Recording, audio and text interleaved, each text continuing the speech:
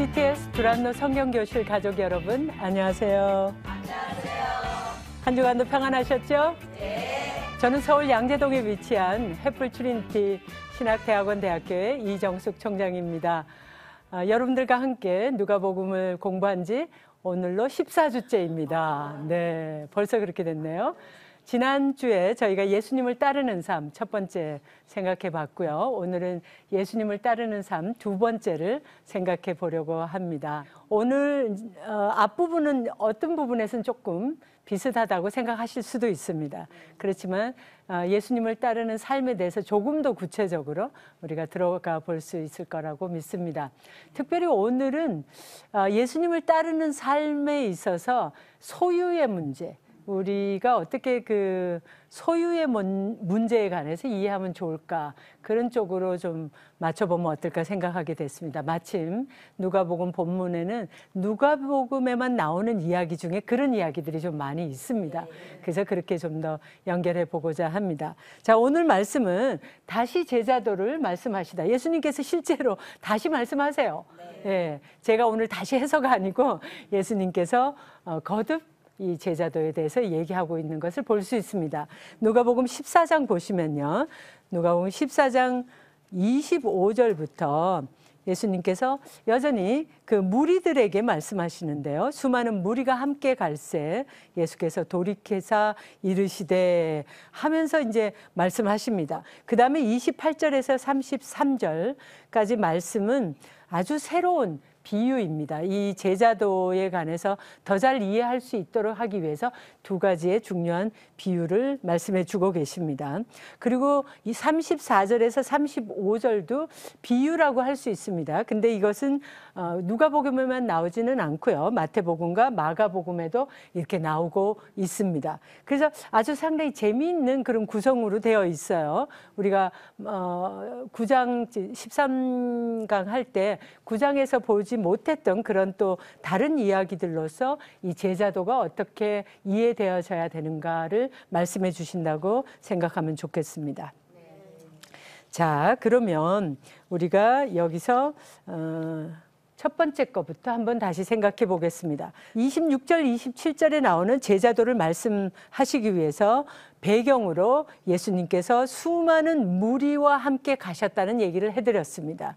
다시 한번 말씀드리지만 이건 굉장히 중요하기 때문에 많이 나오고 있고 누가복음에 제가 여러분에게도 여러 차례 사실은 얘기해 왔습니다. 그것은 무리에게 말씀하셨고 무리에게 예수님께서는 제자가 될 것을 초청하신다는 것입니다. 그래서 오늘 우리의 삶 가운데서도 여전히 무리가 있고 주를 믿는 무리가 있고, 이렇게 말해도 되겠죠? 믿는다고 스스로 말을 하니까는요. 그러니까 주를 믿는 무리들이 있는가 하면 주를 믿는 제자들이 있는 것이 사실입니다. 그래서 많은 사람이 주를 믿는다라고 하나 그 안에서 정말 주님을 따르는 제자가 얼마나 될까, 그것은 다른 이야기가 될 수 있다는 얘기입니다. 그러나 초청은 모든 사람에게, 무리에게 이루어졌다라는 사실은 굉장히 중요합니다. 그래서 수많은 무리와 함께 갈새 예수님께서 돌이키사, 예수님께서 몸을 돌이키사 무리가 따르는 거겠죠. 근데 예수님께서 돌이켜서 그들을 향하사 그들을 초청하시는 것입니다. 이르시되 물은 내게 오는 자는, 9장에서는 아무든지 내게 오는 자는, 혹은 누구든지 내게 오려는, 나를 따르는 자는, 이렇게 얘기하셨는데 여기서는 물은 내게 오는 자는 자기 부모와 처자와 형제와 자매와 더욱이 자기 목숨까지 미워하지 않으면 능히 내 제자가 되지 못하고, 이렇게 말씀하시고 그 다음에 누구든지 자기 십자가를 지고, 우리가 생각했죠. 날마다 자기 십자가를 지고 그 다음에 나를 따르지 않는 자도 능히 내 제자가 되지 못하리라. 앞에 9장과 조금 다른 게 있다면 예수님께서 굉장히 비슷한 말씀을 하시는데 여기서는 조금 부정적인 그런 부정적인 어투를 사용하십니다. 즉 앞에서는 이렇게 해야, 나를 따라야 내 제자가 되리라 라고 얘기하셨는데 여기서 이렇게 하지 아니하면 내 제자가 되지 못하리라. 이것도 마찬가지로 어떤 강조적인 문법입니다. 그죠? 너희는 나를 누구라 하느냐 할 때 강조적인 요소가 있다라고 했죠. 그래서 여기서 부정적인 어투를 사용하는 것 자체가 이렇게 하지 않으면 이렇게 되지 못하리라 함으로써 더 사람들의 관심을 끄시는 거라고도 볼 수 있습니다. 자, 여기서 여러분들 혹시 기억하실런지 모르겠는데 9장하고 다른 점이 하나 있습니다. 9장에서 근데 제가 답을 다 적어놨어요. 제가 묻는 거는 보통 어렵지 않고 쉽다 그랬죠. 잘 기억하시네요. 자, 제가 이제 쉽다 못해서 아예 또 말해줬어요, 이번에는. 자, 첫 번째와 두 번째와 세 번째로 나눠서 제자도가 있었잖아요. 그 첫 번째가 자기를 부인하는 거였죠. 그죠? 자기를 어떻게 부인하느냐. 그죠? 근데 그거 갖고 우리가 한참 지난주에 생각했었잖아요. 그러니까 자기를 부인하는 거. 근데 여기 보면 이 14장에서는 자기를 부인한다는 말이 없어요. 자기는 부인한다는 말이 없어요. 근데 제가 빨간 걸로 이렇게 막 써놨어요. 꺽쇠에다 넣어가지고. 여러분들이 혹시 대답 안 해주실까 봐 노심초사해서 미리 써놨어요. 자, 자기를 부인한다. 그거에 해당되는 말이 자기 부모, 자기 부모와 처자라는 것은 예쁜 처자가 아니라 처자는 아내와 자식, 그죠? 아내와 자녀죠. 그죠? 자기 부모와 처자, 그리고 형제와 자매, 더 나아가서 더욱이 자기 목숨까지 미워하지 아니하면 그렇게 얘기하고 있습니다. 자기 부인이라는 말은 없고 이 말씀이 대신 들어가 있어요. 그러니까 우리는 쉽게 어떻게 생각할 수 있어요? 자기 부인이 곧 이거다라고도 생각할 수 있는 거죠. 근데 쉽지가 않죠. 자, 요거를 이제 또 우리가 생각해 보겠습니다. 27절에는 자기 십자가를 지고 또 3절에 나를 따르고 그렇게 해야 자기 제자가 될 수 있다라고 말씀하시는 겁니다. 이 당시에 예수님께서 이 말씀을 하시던 당시에 이 말씀을 듣던 사람들, 무리들, 유대인들은 십자가를 진다라는 말이 무슨 의미인지 굉장히 잘 알았습니다, 사실은. 당시에 예수님께서 사실은 그 당시에 예수님께서도 지셔야만 했던 그 십자가는 형벌이었거든요. 그죠? 형벌입니다. 형벌 중에서 아주 지독한 그런 정치범에게 주는 형벌입니다. 예수님께서 정치범으로 돌아가신 거예요. 그죠? 왕국을 건설할 수 있다라는 그런 정치적인 잘못된 생각, 그런 생각이 결국은 빌라도로 하여금 재판을 내서 예수님을 사형에 처할 수 있는 그런 결정을 하게 만듭니다. 자, 그렇게 되면 사람들이 그런 것을 봤을까요? 못 봤을까요? 십자가형이 있다라는 걸. 봤을 수도 있고요. 못 봤을 수도 사실은 있습니다. 그러나 그것을 알고 있었을까요? 몰랐을까요? 알고는 있었을 것입니다. 마찬가지로 유대인들은 이 십자가를 진다라는 것은 이제 곧 죽을 사람이다. 십자가형을 받아 죽을 사람이다. 그래서 이 십자가를 지고 가는 사람은 한번 그 길 가고 나면은 못 돌아오는 사람이다. 그렇죠? 이 사람은 가는 사람이다. 그렇게 하는 거예요. 그래서 그 길은 한 번 가기로 하면 아주 엄중한 길이다. 그런 생각을 할 수밖에 없는 그런 표현입니다. 예수님께서 제 십자가를 지고 그랬을 때 이것은 예수님께서 그냥 아무나가 이렇게 할 수 있다라고 기대하고 하시는 말씀은 아닙니다, 사실은. 예수님께서 나를 따르라고 하십니다. 따르는 것도 마찬가지입니다. 우리가 아무나 따릅니까? 그러진 않지 않습니까? 그래서 예수님께서는 정말 이 무리가 이렇게 있지만 내 말을 이렇게 듣고 이렇게 따라오면서 즐겁게 지금 보이는 사람들이 있지만 이 사람들이 다 제자가 될 수 없는 것을 잘 알고 있는 셈입니다. 그러시면서 예수님께서는 이 사람들에게 어떤 의미에서 결단을 촉구하는 그런 아주 중요한 말씀을 하시는 거기도 합니다. 십자가를 지는 것이 무엇인지 너희가 아느냐라고 말씀하시는 겁니다. 그것을 알고 나를 따르라. 그렇게 얘기하시는 셈입니다. 자, 26절에 보면 자기 부인, 자기를 부인함, 다른 곳에 구장에 있었던 자기를 부인함에 대하여 미워해라라는 말로 있었다고 했습니다. 그래서 이게 쉽지 않을 거니까 제가 다시 한번 설명하겠다고 했던 바로 그 말씀입니다.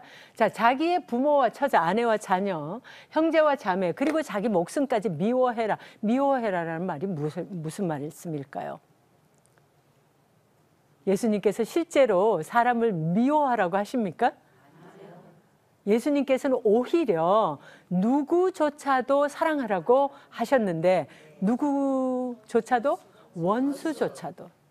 원수조차도 사랑하라고 하셨어요.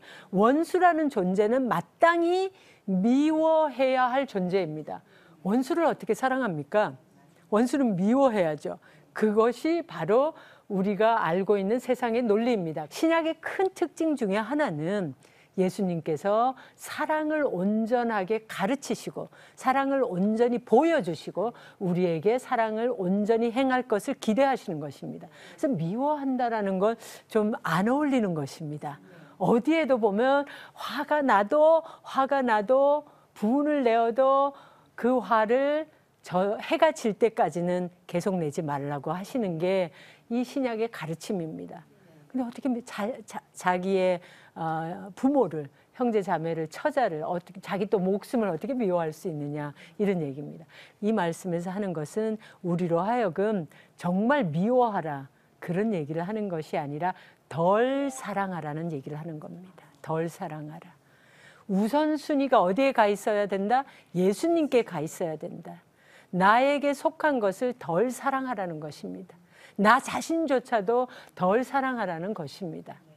그죠? 마땅히 덜 사랑하라 그래봤자 우리가 정말 지독하게 사랑하는 게 뭔지 아세요? 내가 정말 사랑하는 게 뭔지 아세요? 많은 경우에 뭐 남편을 사랑하고 애인을 사랑하고 자녀를 사랑하고 옆집의 친구를 사랑하고 그런 것 같아도 정말 우리가 지독하게 사랑하고 있는 것은 나 자신입니다. 정말 솔직히 생각해 보시면 모든 것이 나 자신이에요. 그래서 미워하라 그래봤자요 우리가 그렇게 미워를 못해요. 우리 자신을. 예수님이 기대도 안 하세요. 그러나 우리에게 계속해서 말씀해 주시는 것은 우리 자신이 우리를 진정으로 사랑하는 것을 모르기 때문에 네가 너를 정말 사랑하기 위해서 네가 너를 정말 구원하기 위해서 네가 그렇게 끔찍히 여기는 내 생명을 내 목숨을 구원하기 위해서 나를 알라 나를 따르라 나를 사랑하라 하시는 겁니다.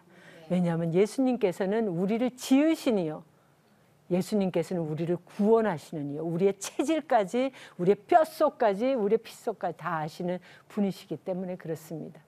그래서 우리가 예수님한테 가까이 있으면 하나님의 세계에 들어가면 들어갈수록 나 자신을 더 볼 수가 있어요. 칼빈이라고 존 칼빈이라고요. 요한 칼뱅이라고 한국말로 그렇게 하고요. 존 칼빈이라는 종교개혁자지요. 프랑스 사람으로 스위스의 제네바에서 위대한 종교개혁을 하셨던 종교개혁가 중에 한 분이십니다. 존 칼빈이라는 분이 쓰신 정말 기독교 고전의 고전인 기독교 강요란 책이 있습니다. 그 책에 보면 첫 번째 책의 첫 번째 장에 첫 번째 절에 그러니까 1권 1장 1절 그러니까 얼마나 중요한 시작입니까? 얼마나 그분이 심혈을 기울여서 이것으로 시작해야 되겠다 하고 썼겠습니까? 거기에 보면 하나님을 알면 알수록 더 나를 알게 된다. 하나님을 아는 지식으로 나를 아는 지식이 생긴다. 그런 표현이 나옵니다. 이 말은 굉장히 많은 묵상을 필요로 합니다. 쉽게 알아지지는 않을 것입니다. 여러분이 한번 생각해 보십시오. 정말 여러분이 하나님을 더 알게 되는 것이 나를 알게 되는 것일까라고 생각해 보시면 중요한 명제로 생각하시고 해보시기 바랍니다. 그래서 여기서 우리가 자기를 부인한다라는 것은 하나님의 세계에 들어가서 나를 진정으로 알 때 지금 내가 알고 있는 내가 끔찍하게 생각하는 그 나를 부인함으로써 온전한 나를 얻을 수 있다라는 이런 엄청난 진리를 갖고 있는 귀한 말씀입니다. 우리를 잘 아시는 예수님께서 매우 친절하게 두 가지 비유를 주십니다. 내가 이렇게 너희를 초대하는데, 제자가 되는 것에 초대하는데 잘 생각해 봐. 이게 지금 십자가도 져야 되고 나를 따라야 돼. 그 앞에서는 또 미워해야 되는 것도 있었죠. 그거는 또 다른 차원이라 하더라도 아주 구체적으로 십자가를 져라, 따라라, 이런 것들. 그래서 쉽지가 않습니다. 예수님께서 조금 더 이해하기 쉽게 하기 위해서 두 가지 비유를 들어주시면서 먼저 계산을 해봐라, 값을 계산해봐라라는 그런 이야기를 하시고 계십니다. 첫 번째 비유가 망대를 세우는 자입니다. 건축하려는 사람입니다. 망대를 세우는 자가 뭐 건축가일 수도 있고 건축을 맡기고 있는 이 망대를 세우고 싶은 그런 주인일 수도 있습니다. 어쨌든 이 이야기는 지금 28절부터 나오고 있는데요. 너희 중에 누가 망대를 세우고자 할진대 자기가 가진 것이 준공하기까지 족할런지 먼저 앉아 그 비용을 계산하지 아니하겠느냐. 자, 망대라는 게 익숙하진 않으시죠? 그러니까 뭐 이렇게 파수꾼 같은 사람들이 올라가 가지고 망 보는데 그래서 망대입니다. 아주 쉽네요. 그렇게 말하고 나니까. 그죠? 망대.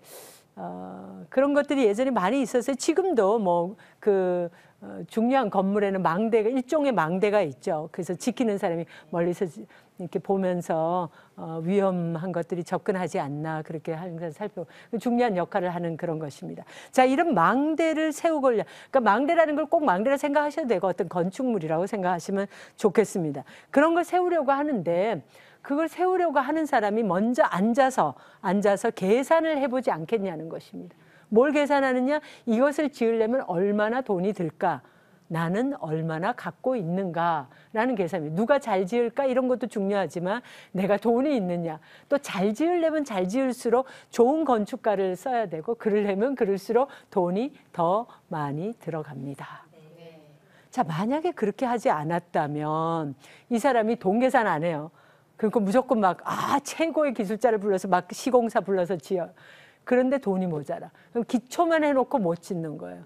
그러면 여기 말씀해 보니까 그러면 사람들이 비웃지 않겠느냐. 그래서 제대로 지으려면 미리 계산을 충분히 해라. 이런 얘기를 하시고요. 그 다음에 또 하나 비유 나오는 게 전쟁에 임하는 임금입니다.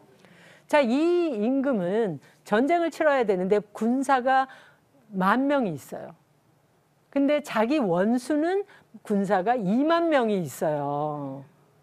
자, 그러면 이거를 전쟁을 해야 돼 마라. 앉아서 한번 생각해 보는 게 필요해요, 안 필요해요? 당연히 필요하죠. 10,000명 갖고 들어갔다가 20,000명에게 정말 완전히 전무후무한 패전을 경험할 수도 있는 거죠. 뭐 그런가 하면 내 군사는 10,000명밖에 안 되지만 정말 정예부도다. 저쪽 군사를 보니까 말이 20,000명이지 에이 형편없어 이럴 수도 있는 거예요. 그래서 이게 계산을 해보니까 10,000명으로 20,000명을 아무래도 아닌 것 같다라고 생각되면 일찌감치 성경에 예수님께서 든 비유입니다. 일찌감치 사신을 보내서 화친을 청하지 않겠느냐, 화해를 청하지 않겠느냐. 우리가 김정은 위원장을 보면서 그런 생각을 잠깐 하게 되지 않죠. 북한이 핵 개발하고 막 열심히 했는데 이렇게 해가지고 과연 승산이 있는가? 북한이 계속 이렇게 하는 게 더 좋은가? 핵 개발하는데 너무 돈이 많이 들어가서 주민들의 삶은 정말 너무나 피폐해져 가는데 뭐가 더 이익일까? 빨리 뭔가를 해보는 게. 그래서 또 뭐 정상회담들도 하고 그런 것도 생각해 볼 수 있는 거죠. 예, 그래서 이런 이제 생각들이 언제나 그 지도자의 위치에 있는 사람들에게는 필요한 생각이라는 것입니다. 그래서 이 얘기를 하셨는데 임금이 그렇게 하지 않아 만일 못할 터이면 그가 아직 멀리 있어요. 즉 원수가 멀리 있을 때에 사신을 보내어 화친을 청할지니라 이렇게 이야기하고 있습니다. 자, 굉장히 좋은 비유입니다. 계산을 한다는 겁니다. 먼저 앉아 계산을 하지 않겠느냐. 그것이 돈 계산이든 군사 계산이고 사실 전쟁을 한다는 것도 돈이 많이 들어가는 일입니다. 그런데 저는 이제 이 비유가 굉장히 귀한 비유예요. 우리가 제자도를 완성하기 위해서 값을 치러야 된다. Cost of discipleship이라고 그렇게 말합니다. 제자도에는 값이 있다. 그런 거예요. 그냥 오는 게 아니에요. 그냥 이렇게 우리 그냥 쉽게 하는 말로 쫄래쫄래 따라다니면 되는 게 아니에요. 뭔가 값을 치러야 된다는 거예요. 그 계산을 해봐라. 뭐 거기까지는 좋은 것 같아요. 그런데 이 말씀의 결론처럼 33절에 있는데요. 34절에 예수님께서 이렇게 말씀하세요. 이와 같이 너희 중에 누구든지 자기의 모든 소유를 버리지 아니하면 능히 내 제자가 되지 못하리라. 이렇게 결론을 내리셨어요. 이게 아주 어려워요. 예수님께서 처음엔 괜찮은데 왜 이와 같이 너희 중에 누구든지 자기의 모든 소유, 그 망대를 짓는 사람이 모든 소유를 다 썼나? 임금은 전쟁하려고 하는데 모든 소유를 다 썼나? 그렇게 생각은 안 들잖아요. 그거 계산. 그런데 예수님께서 왜 이렇게 모든 소유를 버리지 않으면 이렇게 얘기하시는가? 그죠? 그거 계산하는 것과 모든 소유를 버리는 것하고를 이렇게 매칭시키는 듯한 느낌을 주고 있으신가? 이게 굉장히 어렵더라고요. 그래서 능히 제자가 되려면 첫 번째로 우리가 자신의 모든 소유를 버리라고 이렇게 우리가 예수님으로부터 요청받고 있습니다. 어렵죠? 잠시 이 어려운 걸 놔두고요. 우리가 그 다음 절을 먼저 보겠습니다. 34절과 35절입니다. 소금이 좋은 것이나 소금도 만일 그 맛을 잃으면 같이 읽을까요? 무엇으로 짜게 하리요? 땅에도 거름에도 쓸데없어 내버려지느니라. 들을 귀가 있는 자는 들을지어다. 이렇게 말씀해요. 자, 얘기가 또 소금으로 옮겨갔어요. 지금 한 얘기인데, 그 롤러코스터 타는 것 같아요. 그죠? 이 전개가 이렇게 어려운 얘기 하셨다가 조금 편한 것 같다가 또 다시 어려워졌다가 소금이 되니까 우리하고는 또 상관이 없는 것 같잖아요. 소금이 소금이지 뭐 내가 무슨 소금인가 이렇게 또 생각이 되잖아요. 그런데 그냥 하셨을 리가 없죠. 소금이 좋은 것이나, 그렇죠? 소금은 좋은 것이나, 예나 지금이나. 예전에는 소금이 무슨 그 돈처럼도 사용이 되었으니까 정말 좋은 것이죠. 지금이 이렇게 돈이 있고 뭐 물질 문명이 발달해도 소금이 없으면 어떡하시겠어요? 굉장히 힘드실 겁니다. 예, 소금을 우리가 저염 음식 한다고 하지만 소금을 너무 안 먹으면 그것도 문제입니다. 그죠? 그래서 요즘은 소금을 오히려 많이 먹으라고 권장하시는 또 그런 분도 계시더라고요. 너무 사람들이 안 먹어서. 자, 소금이 좋은 것이나 소금이 만일 그 맛을 잃어버린다면 쓸모가 없다라는 것이에요. 자, 그럼 이건 또 앞에 하고 무슨 연결이 되느냐. 소금이 쓸모 없어지면 그건 땅에도 소용이 없고 또 뭐 거름에도 못 쓰이나 봐요. 그 성격상. 네, 그래서 정말 천하에 쓸모없는 것이 된다. 제가 이 말씀을 생각하면서 능히 제자가 되려면 두 가지로 정리해 봤습니다. 첫 번째, 앞에 말 여러 가지가 있고 비유도 있었는데 그 말씀을 정리하셔서 예수님이 자신의 모든 소유를 버려야 이렇게 얘기하고 계십니다. 그럼 예수님께서는 정말 우리가 모든 것을 지금 집에 가셔갖고 모든 것을 다 버리기를 원하시는가? 정말 그렇게 지켰던 사람도 있어요. 그렇게 지켰던 사람도 있습니다. 그러나 예수님께서는 과연 우리에게 그것을 원하시는 건가? 예수님께서 여기서 분명히 우리에게 원하시는 것은 우리가 가지고 있는 물질적인 소유에 대해서 다시 생각하기를 원하시는 것. 그것은 분명합니다. 두 번째로 예수님께서는 우리 자신이 갖고 있는 어떤 삶의 고유한 모습, 각자의 첫 번째 모습은요, 두 가지 모습이 있을 거라고 생각이 돼요. 첫 번째 모습은 우리가 인간이에요. 좀 다르게 생겼지만, 그죠? 우리가 나이도 다르고 뭐 다르고 사는 데도 다르고 다르지만 공통적인 건 우리가 인간이에요. 남자분들도 있고 여자분들도 있지만 공통적인 건 인간이에요. 인간으로서의 아주 고유한 모습이 있어요. 그것을 여기에서는 소금에 비유하자면 맛이에요. 인간이라면 인간으로서의 맛이 있어야 되는 거예요. 그래서 그런 걸 가르쳐서 우리가 인간적이라고 하잖아요. 어떤 사람 보면서 아우 인간이 어째 저래. 조금 그런 말이죠. 그렇지만 실제로 우리가 그런 말이 툭 나올 수가 그럴 수 있죠. 너무 잔인한 상황을 보게 된다라든가 너무 정말 어떻게 저럴 수가 있나, 비정한 모습을 본다든가 그럴 때 우리가 그런 말을 합니다. 그래서 인간이 가져야 될 아주 고유한 맛이 있어요. 그런데 한 걸음 더 나가서 두 번째 맛은 각 개인에게 하나님께 주신 독특한 맛이 있어요. 이건 바꿀 수가 없는 맛이에요. 정말 어떻게 바꿔지지가 않아요. 네. 여러분은 여러분의 어떤 고유한 맛이 뭐라고 생각하세요? 갑자기 얼굴이 밝아지시네요. 여러분의 그 고유한 맛을 막 생각하시니까 기분이 좋아지시나 봐요. 그래서 이 두 가지 맛이 있는데 우리에게 예수님께서 제자가 되려면 자신의 고유한 맛을 잃어버리지 말라고 하시는 것이 아닌가, 저는 그렇게 해석하고 있습니다. 왜 갑자기 소금에 대해서 얘기하시는가? 왜 소금의 맛을 잃지 말아야 한다라고 얘기하시는가? 그것은 고유한 맛을 가져야지 된다. 그래야지 우리가 제자가 정말 될 수 있다. 그렇게 얘기하신다고 생각합니다. 이 존재의 가치, 우리 인간으로서의 존재, 또 개인으로서의 존재 가치, 이 가치는 너무나 귀한 것입니다. 하나님이 우리를 이렇게 지으셨습니다. 어떨 땐 좀 못마땅하기도 해요. 솔직히 말해서. 조금 더 키가 크면 좋을 걸. 요즘은 정말 키에 대한 그게 많잖아요. 제가 어떤 일본 기자하고 어떤 모 신문에 일본 기자하고 한국 기자가 대화를 주고받듯이 그렇게 쓰는 에세이가 있습니다. 주말판에 나오는데.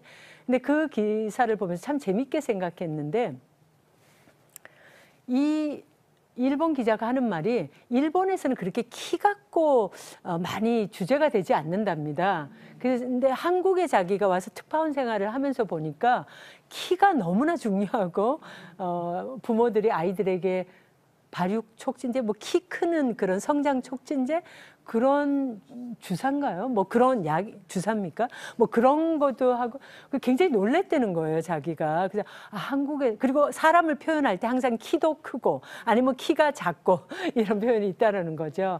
그래서 그런 얘기를 쓴 거를 봤어요. 근데 이제 키에 대해서 뭐 그런 생각을 할 수도, 존재의 가치를 생각하면서 우리가 우리 자신에 대해서 누구나 굉장히 놀라운 것은 우리가 생각하기에 굉장히 완벽하게 보이는 그런 완벽하게 보이는 완벽남, 뭐 완벽녀, 이런 사람들조차도 많은 경우에 자기가 부족하다고 생각하는 게 있습니다. 네.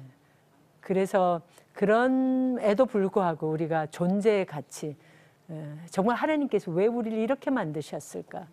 또 하나님 안에서 스스로의 가치를 높여가는 방법, 하나님 안에 들어가게 되면 더 잘 보인다고 그랬습니다. 그런 존재의 가치를 높이는 게 아주 중요합니다. 자, 첫 번째 것은 여전히 우리가 아직 답을 좀 정확하게 서로 나누지 못했다고 생각합니다. 물질적 소유에 대한 우리의 자세. 하나님께서 우리에게, 예수님께서 우리에게 자신의 모든 소유를 버려야 제자가 된다. 이건 무슨 얘기인가? 이것을 우리가 오늘 조금 더 생각해 보기 원합니다. 자, 이것을 보기 위해서 누가복음 18장에 잠깐 보겠습니다. 18장에 보시면 여러분이 가진 성경으로, 대부분의 성경으로 126페이지일 겁니다.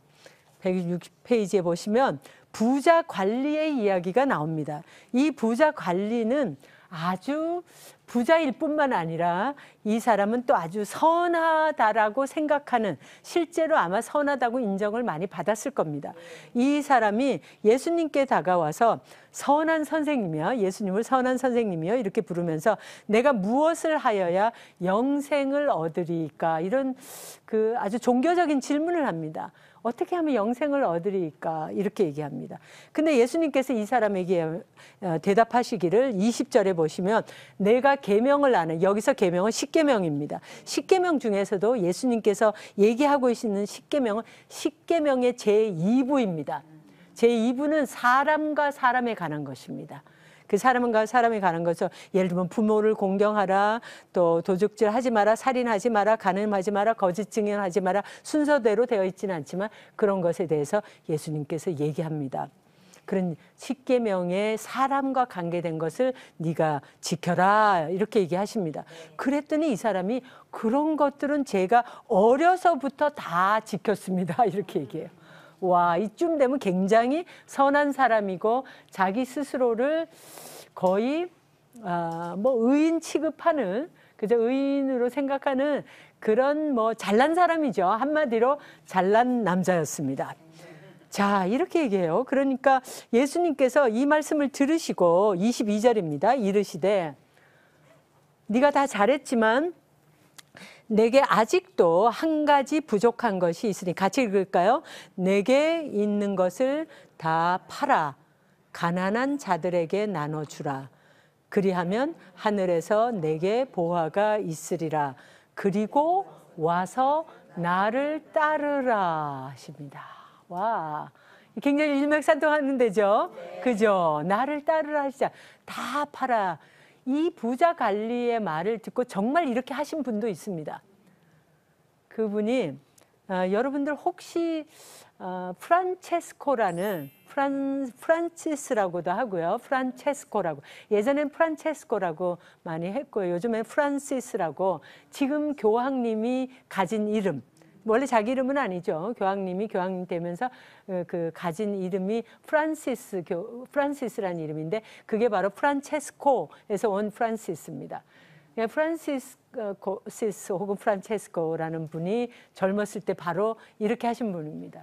이분은 이제 아주 좀 괜찮게 살았을 거라고 생각하는 당대 이제 포목상의 아드님으로 태어나셔서 그 부를 상속하실 수 있지만, 이 말씀을 듣고 깊이 감동을 받으셔서, 깊은 도전을 받으셔서 정말 모든 상속을 포기하고, 그죠? 다 포기하고 자기가 입은 옷조차도 벗어버리고, 그렇게 하고 들어가셔서 수도 생활을 하시고, 또 그 수도회를 만든, 그게 프란체스코 수도회죠.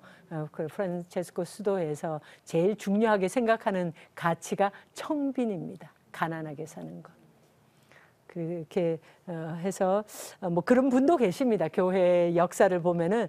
그렇지만 우리가 그럼 다 그렇게 하라시는 건가? 우리가 그렇게 하기를 원하시는 건가? 이건 여전히 우리에게 의문입니다. 이 23절에 보시게 되면 이 부자 관리는 23절입니다. 그 사람이 큰 부자이므로 이 말씀을 듣고 심히 근심하니라.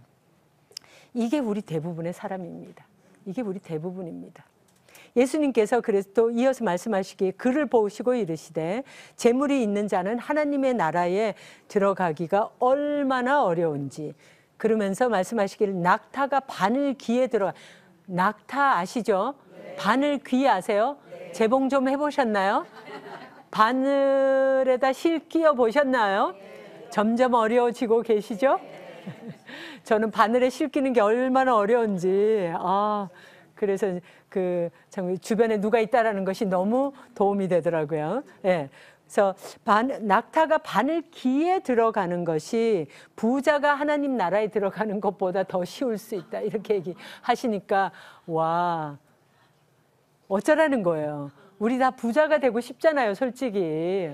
그럼 부자가 되면 하나님 나라에 못 들어가는 거예요? 그러면 부자가 되면 안 되는 거예요? 부자가 돼서 하나님 나라에 좀 좋은 일을 하면 안 되는 거예요? 예수님은 부자를 싫어하시는 거예요? 뭐예요 도대체? 이렇게 생각할 수 있습니다. 그러나 부자가 되고 나면 어렵다는 것입니다. 실제로 나누기가 굉장히 쉽지 않기 때문에 우리 가운데서 부자이면서도 잘 나누는 사람이 있다면 그 사람을 우리가 귀하게 여겨야 할 것입니다. 또 부자들이 우리 주변에 있으면 우리가 특별히 기도를 많이 해 주어야 합니다. 왜냐하면 이 사람들에게 하나님이 많이 맡기셨는데, 그죠? 그 사람들이 귀한 일에 쓸 수 있도록 그렇게 그분들을 위해서 우리가 기도해 줘야 합니다. 그분들 정말 부자야, 좋겠다 안 있고 그러시면 안 됩니다. 네, 그러시면 손해예요. 나만 인격 나빠져요. 내가 뭐 그 사람 안 있겁다 그런다고 그 사람이 뭐가 갑자기 부족해집니까? 그런 건 아니잖아요. 그런 사람들을 축복하시고 그런 분들이 더 귀한 일에 나누고 더 많은 일을 통하여서 하나님께 더 하나님을 겸손히 섬김으로 하나님의 나라에 들어가시도록 여러분들이 축복하실 의무가 있습니다. 예. 이 부자 관리는 그렇게 못했어요, 결국. 그랬는데 가난한 과부, 누가복음 21장에 예수님께서 예루살렘으로 들어가셔서 성전에 들어가셨더니 부자에 들어가셔서 부자들도 헌금을 하시고 가난한 과부도 헌금을 하시는 걸 보셨는데, 부자들이 헌금을 다 하고 가난한 과부가 와서 하는 보니까 동전 2렙돈을 갖다 동전을 넣으셨기 때문에 아마 소리가 나서 아셨나? 예수님께서 막 이렇게 뚫어지게 보셨을까요? 그러시지는 않으셨을 것 같은데. 근데 하여간 2렙돈 넣는 걸 보셨어요. 렙돈이라는 건 가장 최소 화폐, 우리나라 1원보다는 조금 클까요? 하여간 2렙돈보다 1,000원도 채 안 된대요. 굉장히 작은 돈이에요. 근데 이걸 다 넣었는데 예수님이 칭찬하세요. 이 과부는 자기 생활비 전부를 넣었다. 그래서 부자들보다 정말 많이 한 거다. 퍼센테이지로 봐서 그렇다. 뭐 그런 말씀이실 수도 있죠. 그래서 어떤 그 태도에 대해서 예수님께서 굉장히 칭찬하시는 것을 볼 수 있습니다. 근데 이것도 우리 입장에서 보게 되면 또 그렇다고 그 과부는 그럼 어떻게 살아? 여전히 우리는 걱정이 있습니다. 그러면 또 이런 사람은 어떨까요? 삭개오라고 여러분 혹시 들어보셨나요? 삭개오라는 사람의 이야기는 누가복음에서만 또 나오는 이야기 중에 하나입니다. 우리가 본 이야기 중에 누가복음에만 나온 이야기가 많았죠. 근데 삭개오가 누가복음 19장 1절부터 10절에 보면 세리장이고 부자였다라고 얘기하고 있습니다. 이 세리장이라는 건 세리 중에서도 장입니다. 세리는 세무소 직원 이렇게 생각하시면 되겠죠. 세리가 그 중에서 세무소 소장, 그죠? 세관의 관장, 뭐 이렇게 정확한 명칭을 제가 잘 모르겠지만 그런 셈. 그러니까 아주 그 높은 직위에 있다고 볼 수 있고요. 당대에서는 이 세리나 세리장은 별로 인기 있는 직업이 아닙니다. 왜냐하면 세금을 착복하는 사람들로 그렇게 많이 알려져 있었습니다. 세금은 마땅히 내는 것이라고 우리는 지금 뭐 그런 이미지를 갖고 있는 건 아니죠. 그 당시에 그랬다는 것이고, 이 사람은 그래서 부자였을 거로 생각하고 있습니다. 많은 사람들이 또 그 당시에 그렇게 생각하고 이 사람을 좋아하지 않았던 것을 알 수 있습니다. 이 사람은 여리고에 있었던 것으로 보이고요. 여리고라는 지역 자체가 무역이 활발한 지역이었고, 그래서 세무소에서는 거둘 세금이 많았던 곳입니다. 그래서 이 사람이 더 부자가 될 수 있었던 가능성이 많았던 것 같습니다. 이 사람이 있었던 이곳에 예수님이 지나가게 되셨고, 이 삭개오가 예수님이 오신다는 얘기를 듣고 예수님이 오시는 곳에 가게 됐는데 사람이 너무 많아갖고 근접할 수가 없게 됐습니다. 그래서 이 삭개오가 아이디어를 내가지고 나무에 올라갔는데, 사람이 많아서도 이 사람이 나무에 올라가는 방법을 택했겠지만 또 성경에 나오는 표현 중에 하나가 이 사람은 키가 작았다라고 얘기하고 있습니다. 그럼 성경에서는 우리나라 사람들처럼 키가 작고 큰 것에 관심이 많으냐? 꼭 그거는 아니고요. 이 사람이 나무에 올라갔던 것을 잘 보여주기 위해서 더 그런 표현을 사용하고 있는 것으로 보여집니다. 그래서 나무에 올라갔는데 그 나무가 돌무화과 나무로 개정개역에 지금 번역되어져 있어요. 근데 예전에 개역 성경에 보게 되면 뽕나무였어요. 그래서 뽕나무와 삭개오, 그래서 뭐 노래도 있고 그림도 있고 그랬었습니다. 우리가 그래서 뽕나무를 항상 생각했는데, 실제로 그 지역에 많이 있는 돌무화과 나무, 실제로 먹을 수 없는, 그래서 돌무화과 나무, 그렇게 얘기합니다. 그래서 이제 이런 큰 나무에 지금 여리고에 가면 여행을 가시게 되면, 성지 순례를 가시게 되면 꼭 이 나무 앞에 가가지고 사람들이 이 얘기를 다시 한번 듣게 됩니다. 자, 이제 여기에 가서 삭개오가 올라가셨고 예수님께서 이 삭개오를 보셨습니다. 예수님께서 보시고 삭개오에게 말씀하시고 아주 특별한 얘기를 하세요. 너 삭개오야, 네가 거기까지 올라가서 나를 이렇게 들으려고 하니 기특하다, 이런 얘기 아니라 내가 내 집에 오늘 머물러야 하겠다, 유숙하여야 하리라, 이렇게 얘기하십니다. 예수님께서 먼저 삭개오를 보십니다. 먼저 예수님께서 삭개오에게 내가 너 집에 오늘 가리라. 사람들은 삭개오와 가까이 하기를 좋아하지 않습니다. 예수님께서 이런 세리와 가까이 하는 것을 사람들이 싫어했고 또 사람들이 예수님이 그런 사람이라고 아주 비방하기도 했었습니다. 그런 예수님께서 다시 한번 삭개오에게 내가 내 집에 가서 유숙하여야 하리라 이렇게 얘기하고 계십니다. 삭개오가 애를 써가지고 예수님께서 이렇게 더 잘해 주시는 게 아니라 예수님께서 삭개오를 선택하시는 것을 성경은 강조하고 있습니다. 자, 그렇게 해서 예수님께서 삭개오 집에 들어가니까 삭개오가 감격했어요. 이 집에 구원이 임하였다. 너와 내 집에 구원이 임하였다니까 삭개오가 더욱 감격했어요. 그래서 뭐라고 하냐면 삭개오가 주여 보시옵소서. 내 소유의 절반을, 부자라 그랬죠 이 사람이, 내 소유의 절반을 가난한 자들에게 주겠사오며 만일 누구의 것을 내가 속여 빼앗은 일이 있으면 내 갑절이나 갚겠나이다 이렇게 얘기하고 있습니다. 구약 성경에 의하자면 레위기나 민수기의 말씀에 의하자면 남의 것을 부당하게 빼앗으면은 그 빼앗은 만큼 거기다가 5분의 1 정도를 더 보태가지고 갚으면 됩니다. 제대로 하기 위해서 빼앗은 만큼 그리고 5분의 1, 그러니까 뭐 이자를 좀 보태주는 걸까요? 아니면 이제 사죄의 마음을 보태는 걸까요? 5분의 1만 더하면 됩니다. 만일 남의 것을 도적질하였다면 5배 또는 4배의 배상을 하도록 그렇게 얘기하고 있습니다. 근데 이 지금 삭개오의 같은 경우에 보면 도적질한 건 아니잖아요. 세금을 조금 착복한 거잖아요. 그래서 이 정도까지는 하지 않아도 되겠죠. 구약의 말씀을 따른다 하더라도. 그러나 그는 자기 소유의 절반은 가난한 사람에게 주겠고 또 빼앗은 사람들에게 얼마나 하겠다고요? 갑절, 네 갑절. 네 갑절을 하겠다고 이렇게 아주 적극적으로 자기의 잘못을 회개하고 회개를 말로만 하는 것이 아니라 그것에 따르는 행동을 하겠다고 약속을 합니다. 회개의 열매를 자기가 맺겠다고 말하고 약속하는 것입니다. 그래서 이것은 참 놀라운 변화로 많이 예로 들여집니다. 삭개오가 이렇게 엄청난 변화를 하는데 여기서도 보면 삭개오가 다 드리지는 않았잖아요.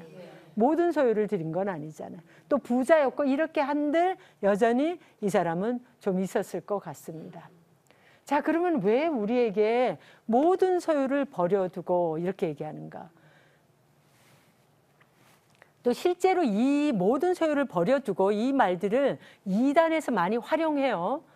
그것을 잘못 인용해서 이단에서 사람들의 소유를 실제로 다 가져오게 하기도 합니다. 그래서 주변에서 여러분들이 이단을 경계해야 되고 여러분의 주변의 사람들이 절대 이단에 넘어가지 않도록 도와주셔야 합니다.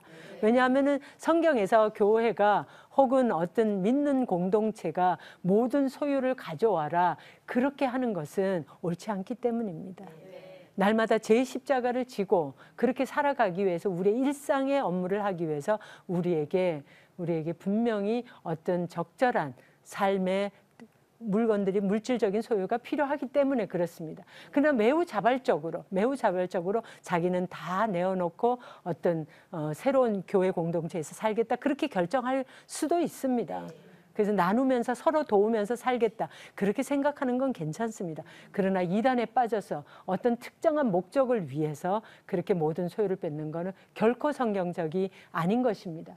자, 우리가 제자가 되기 위해서 얼마만큼의 소유를 버려야 하고 얼마만큼을 우리가 가질 수 있고 얼마만큼을 가지고 생활해야 할 것인가, 이것은 우리에게 얼마나 필요한가, 얼마나 가질 수 있는가, 얼마나 나누어야 하는가의 질문을 던져줍니다.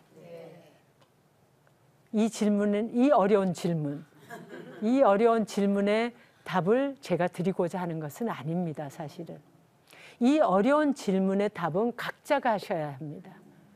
여러분의 믿음의 분량만큼 하셔야 합니다. 여러분이 말씀 가운데 결정하셔야 합니다. 여러분이 기도 가운데 결정하셔야 합니다. 그리고 기꺼이 하실 때 여러분들은 헌금도 즐겨내는 자에게 하나님께서 축복하신다고 하셨습니다. 그래서 여러분이 하시는 것입니다. 그러나 여러분이 아셔야 할 것은 우리 제자의 삶은 청지기로서의 삶이라는 것입니다. 하나님께서 우리에게 모든 것을 맡겨주신다는 것입니다. 우리가 요만큼 있든 이만큼 있든 하나님께서 허락하시지 않으셨으면 우리에게 없는 것입니다. 부자들도 마찬가지로 하나님이 맡겨주신 것이기 때문에 우리가 하나님께서 맡겨주신 것을 그 사람이 잘 사용하라고 기도해야 되는 것처럼, 여러분이 부자시려면 여러분이 여러분 스스로를 위해서 이 어려운 질문에 대답하시면서 제자의 삶을 사셔야 하는 것입니다. 그럼에도 불구하고 여러분들에게 예수님께서는 제자가 되라고, 나를 따르라고 여전히 초청하고 계십니다. 그 여러분이 예수님의 초청에 대답하시는 매일매일이 되시기를 축복합니다. 감사합니다.